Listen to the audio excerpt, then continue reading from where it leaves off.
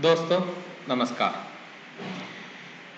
जैसे हम पाठ्यचर्या के बारे में देख रहे थे, अब थोड़ा हम पाठ्यचर्या के उद्देश्यों के बारे में देखेंगे। देखिए, जो भी कार्य होता है किसी उद्देश्य के आधार पर होता है। सोद्देश्यात् प्रकृति। प्रकृति में हर घटना के लिए कोई ना कोई उद्देश्य होगा ही। यदि आप सो रहे हैं, उद्देश्य है। यदि आप चल रहे हैं, उद्देश्य है। यदि आप पढ़ रहे हैं तो भी उद्देश्य है। अतः पाठ्यचर्या के भी उद्देश्य होते हैं। तो पाठ्यचर्या के उद्देश्य शिक्षण का उद्देश्य ही है, क्योंकि शिक्षण का जो उद्देश्य है उस उद्देश्य का संचालन पाठ्यचर्या द्वारा होता है। देखिए, हमारे पाठ्य पुस्तिका पन्ना संख्या 9 में पाठ्यचर्या के कुछ उद्देश्यों के बारे में बताया गया है। जैसे एक संतुलित पाठ्यचर्या के क्या क्या उद्देश्य होना चाहिए, एक एक को लेकर देखिए। पहला है यह माने पाठ्यचर्या बालक के सर्वांगीण विकास करने का एक माध्यम है। व्यक्ति को समष्टि बनाना पाठ्यचर्या का उद्देश्य है। एक नागरिक को, एक व्यक्ति को सिटीजन को वर्ल्ड सिटीजन बनाना पाठ्यचर्या का उद्देश्य है। सर्वांगीण विकास, ऐसा कोई पहलू नहीं है जीवन में, नहीं होना चाहिए छात्र के जीवन में पाठ्यचर्या के माध्यम से विकास न हो सके। उसी प्रकार होनी चाहिए पाठ्यचर्या। अतः पाठ्यचर्या व्यक्ति के अथवा बालक के सर्वांगीण विकास के लिए होना चाहिए। यह सर्वांगीण विकास का मतलब क्या है? छात्र के शारीरिक विकास हो, छात्र के मानसिक विकास हो, छात्र के बौद्धिक विकास हो और छात्र के आध्यात्मिक विकास के लिए भी उपयोगी हो। और दूसरी बिंदु है पाठ्यचर्या बालकों की क्रियाओं एवं अनुभवों का एक संगठन हो, अतः व्यावहारिक हो। हाँ, अपने व्यावहारिक जीवन में उपयोगी होना चाहिए बालक को सीखने का कार्य। अतः सीखने का कार्य पाठ्यचर्या द्वारा हो जाता है। तो पाठ्यचर्या में व्यावहारिक उन्नति को प्राप्त करने लायक घटनाएं हो, उसके लिए लाभदायक हो। बालकों के क्रियाओं और अनुभवों का एक संगठन हो पाठ्यचर्या द्वारा।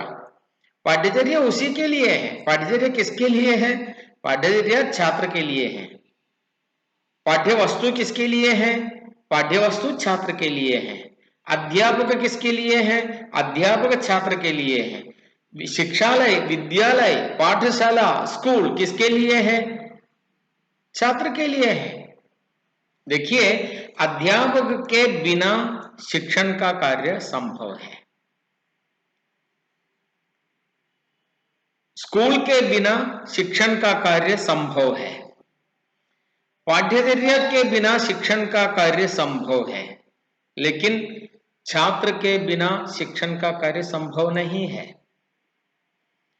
तो यह पाठ्यचर्या का उद्देश्य क्या होना चाहिए? पाठ्यचर्या का उद्देश्य है, एक प्रमुख उद्देश्य है, छात्रों की या बालकों की क्रियाओं एवं अनुभवों का एक संगठन होना चाहिए पाठ्यचर्या द्वारा छात्र को कुछ करने के लिए होना चाहिए।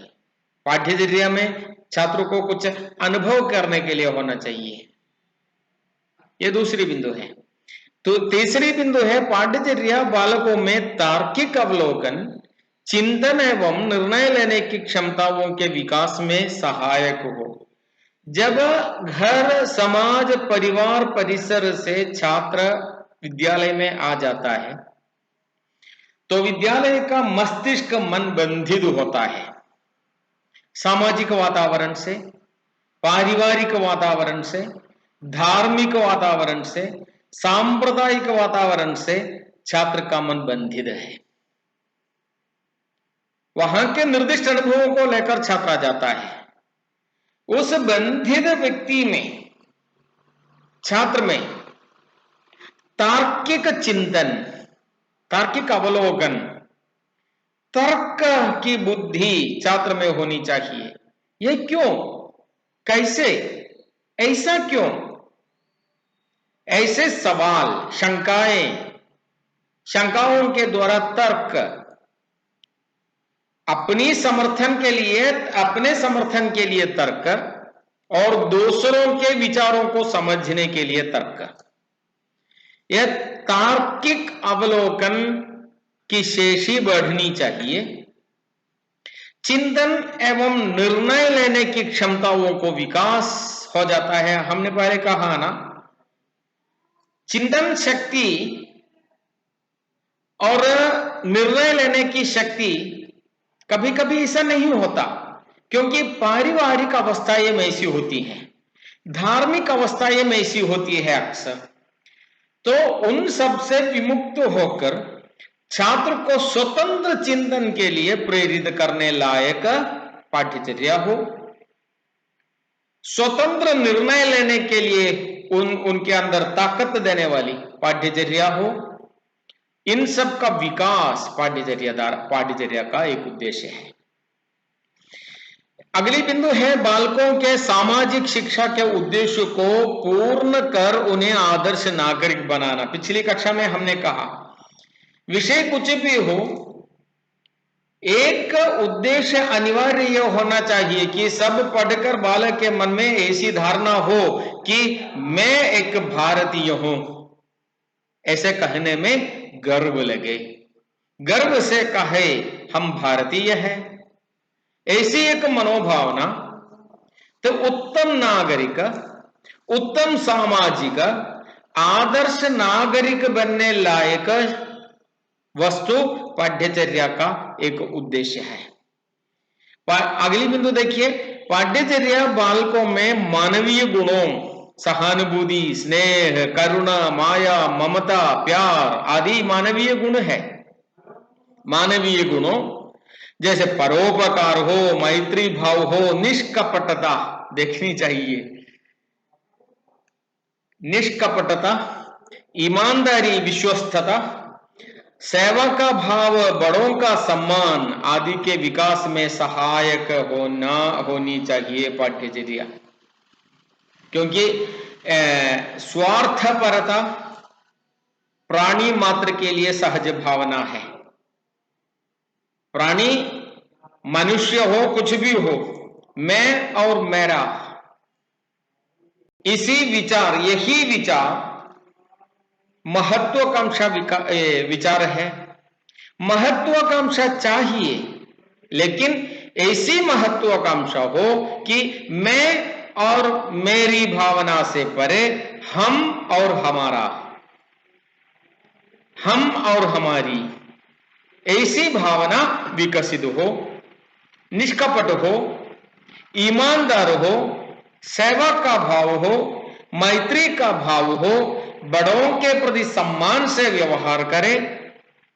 यह सब पाठ्यचर्या के विशेष गुण अथवा उद्देश्य है। बाकी हम अगली कक्षा में एक नए टॉपिक लेकर आएंगे। तब तक नमस्कार।